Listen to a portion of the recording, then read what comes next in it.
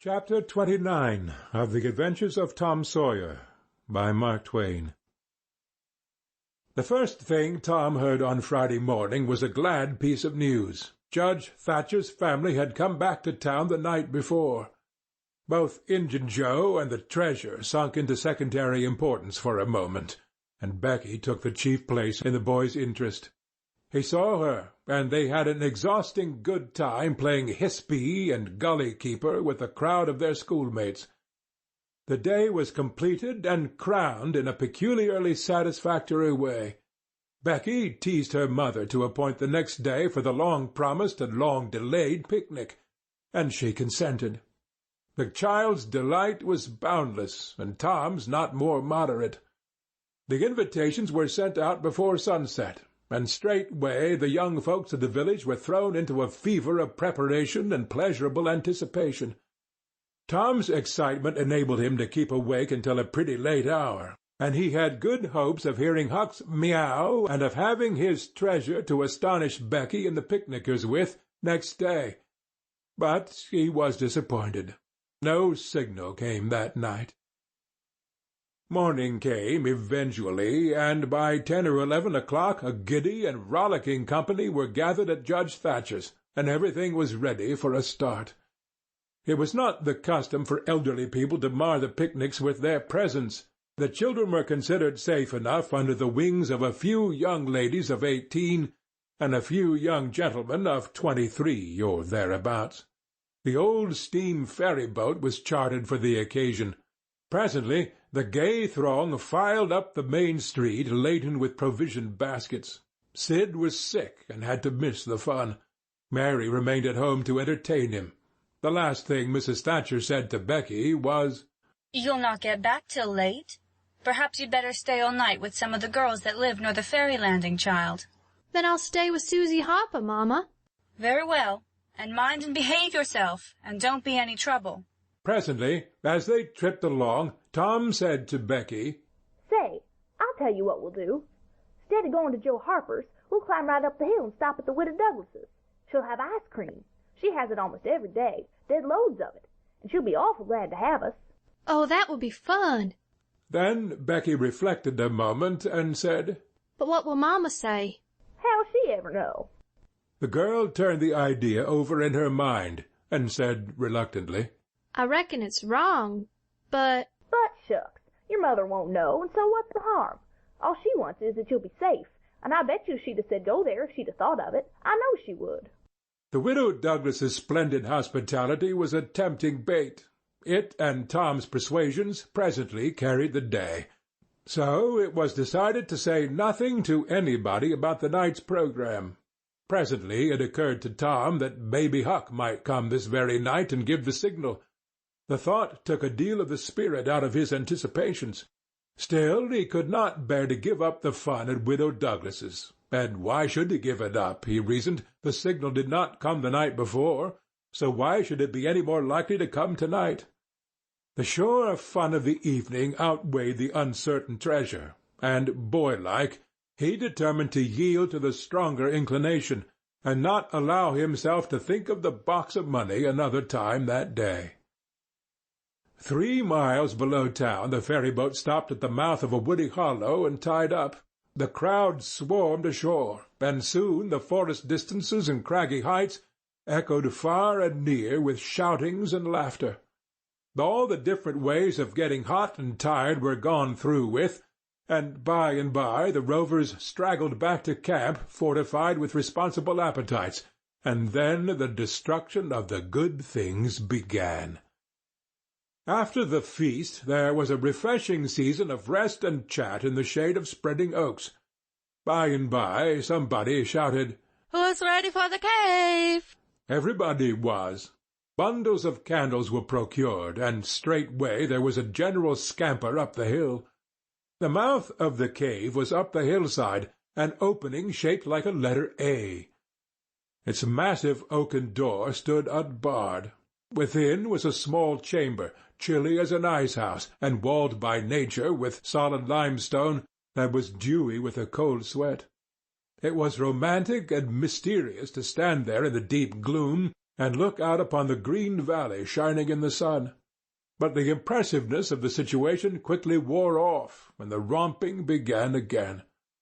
The moment a candle was lighted, there was a general rush upon the owner of it. A struggle and a gallant defence followed, but the candle was soon knocked down or blown out, and then there was a glad clamour of laughter and a new chase.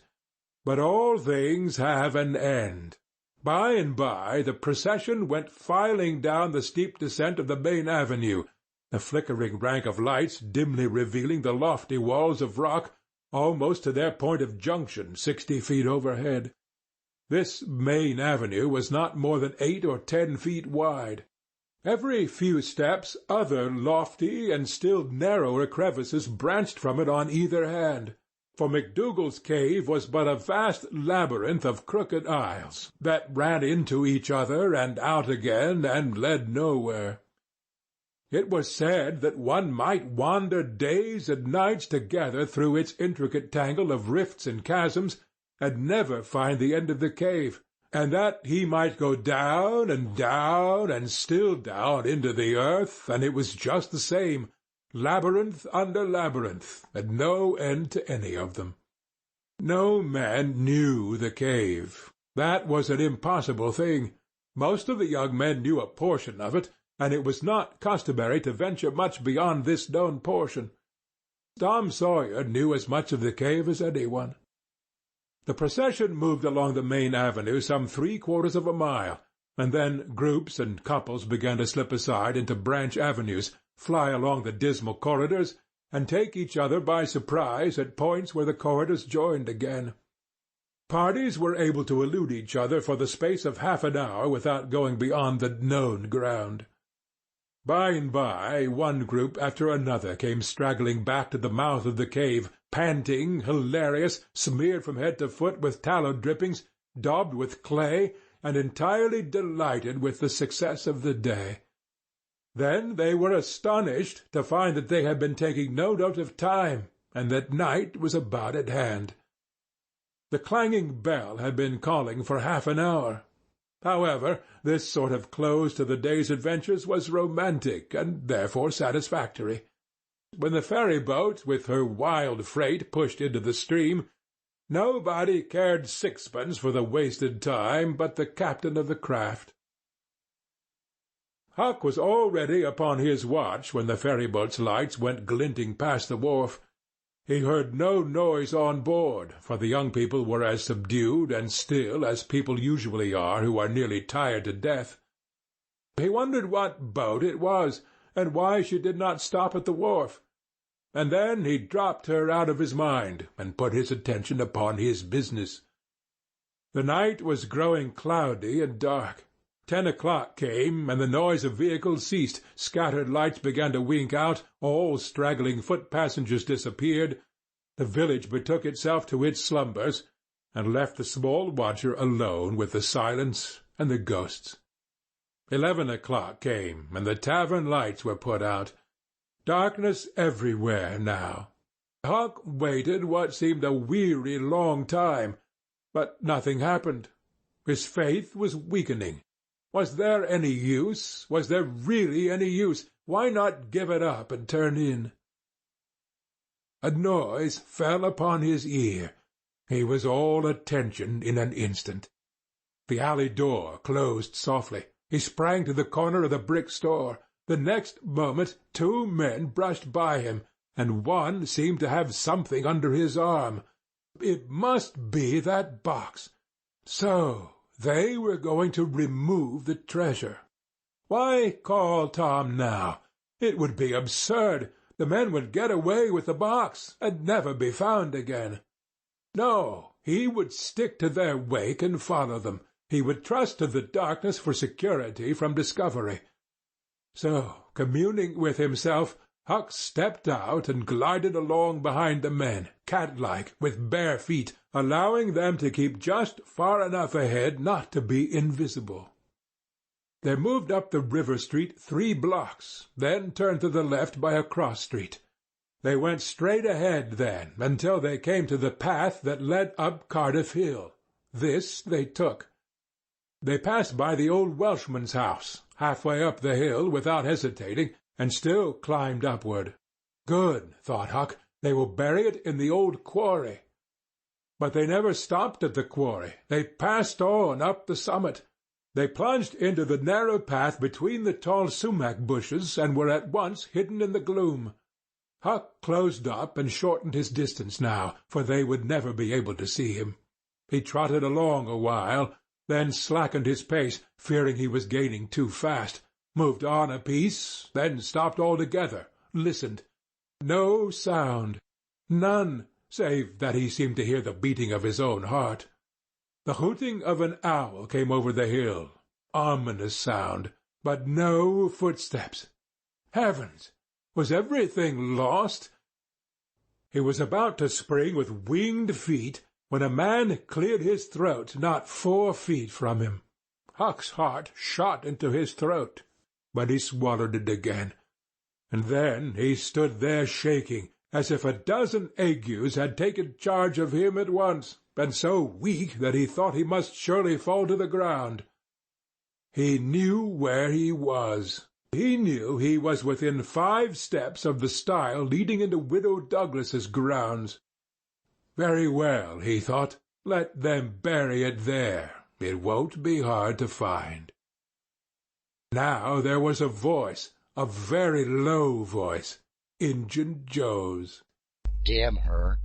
Maybe she's got company. There's lights, late as it is. I can't see any. This was that stranger's voice, the stranger of the haunted house. A deadly chill went to Huck's heart. This, then, was the revenge job. His thought was to fly. Then he remembered that Widow Douglas had been kind to him more than once, and maybe these men were going to murder her. He wished he dared venture to warn her, but he knew he didn't dare. They might come and catch him. He thought all this and more in the moment that elapsed between the stranger's remark and Injun Joe's next, which was, "'Cause the bush is in your way. Now this way. Now you see, don't you?" Well, there is company here, I reckon. Better give it up. Give it up? And I just leaving this country forever? Give it up and maybe never have another chance? I tell you again, as I've told you before, I don't care for her swag. You may have it. But her husband was rough on me. Many times he was rough on me. And mainly he was the justice of the peace that judged me for a vagrant. And that ain't all. It ain't a millionth part of it. He had me horsewhipped. Horsewhipped in front of the jail like a nigger. With all the town looking on. Horsewhipped, do you understand? He took advantage of me and died. But I'll take it out on her. Oh, don't kill her. Don't do that. Kill? Who said anything about killing? I would kill him if he was here, but not her. When you want to get revenge on a woman, you don't kill her. Bosh. You go for her looks. You slit her nostrils. You notch her ears like a sow. By God, that's... Keep your opinion to yourself. It will be safest for you. I'll tie her to the bed. If she bleeds to death, is that my fault? I'll not cry if she does. My friend, you'll help me in this thing, for my sake. That's why you're here. I mightn't be able alone. If you flinch, I'll kill you. Do you understand that? And if I have to kill you, I'll kill her. And then I reckon nobody'll ever know about who done this business. Well, if it's got to be done, let's get at it. The quicker the better. I'm all in a shiver. Do it now? And company there? Look here, I'll get suspicious of you first thing you know. No. We'll wait till the lights are out. There's no hurry. Huck felt that a silence was going to ensue, a thing still more awful than any amount of murderous talk. So he held his breath and stepped gingerly back, planted his foot carefully and firmly after balancing, one-legged, in a precarious way and almost toppling over, first on one side and then on the other. He took another step back, with the same elaboration and the same risks. Then another and another, and A twig snapped under his foot. His breath stopped, and he listened. There was no sound. The stillness was perfect. His gratitude was measureless. Now he turned in his tracks between the walls of sumac bushes, turned himself as carefully as if he were a ship, and then stepped quickly but cautiously along. When he emerged at the quarry he felt secure, and so he picked up his nimble heels and flew. Down, down he sped till he reached the Welshman's. He banged at the door, and presently the heads of the old man and his 2 stalwart sons were thrust from windows. "What's that row there? Who's banging? What do you want?" "Let me in, quick! I'll tell everything." "Why, who are you?" "Huckleberry Finn, quick, let me in." "Huckleberry Finn, indeed. It ain't a name to open many doors, I judge. But let him in, lads, and let's see what's the trouble." "Please don't ever tell I told you," were Huck's first words when he got in. "Please don't. I'd be killed, sure. But the widow's been good friends to me sometimes, and I want to tell. I will tell, if you'll promise you won't ever say it was me." "By George, he has got something to tell, or he wouldn't act so," exclaimed the old man. "Out with it, and nobody here'll ever tell, lad." 3 minutes later the old man and his sons, well armed, were up the hill and just entering the sumac path on tiptoe, their weapons in their hands. Huck accompanied them no further. He hid behind a great boulder and fell to listening. There was a lagging, anxious silence, and then, all of a sudden, there was an explosion of firearms and a cry. Huck waited for no particulars. He sprang away and sped down the hill as fast as his legs would carry him. End of chapter 29.